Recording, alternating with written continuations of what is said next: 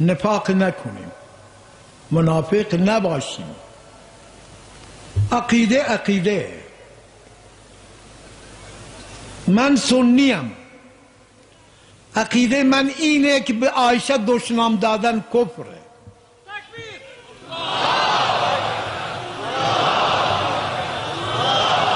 اجازه بدید برادرانم این الله اکبر نکنید،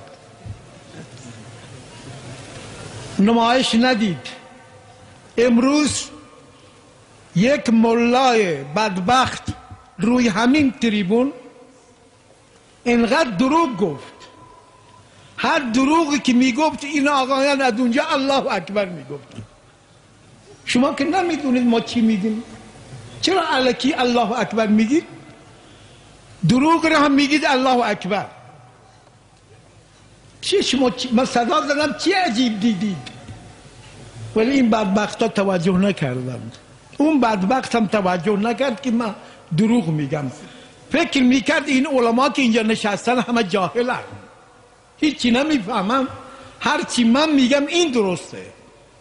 اینطور نیست برادرانم. من سنیم، من به اصحاب رسول الله دشنام دادن را کفر میدانم، هر که عقیدهش هرچی باشه. من سجده لغیر الله را حرام میدانم، هر که میکنه بکن. من سنیم، شما سنی هستید، اهل سنت والجماعت، اهل سنت والجماعت. بیایید عقیده اهل سنت و جماعت را بگید. شما چی کار به دیگران دارید؟ شما مذهبی دارید، دیگران مذهب دارند. اهل سنت باشید.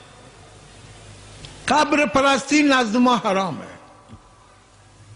حرامه. کسی را غیبدان غیر از خدا دانستن نزد ما کفره. این عقیده ما، عقیده ما اینه. به دروغ برای راضی کردن دیگران بگیم که نه، دروغه، نفاقه، منافقت درست نیست. پیغمبر صلی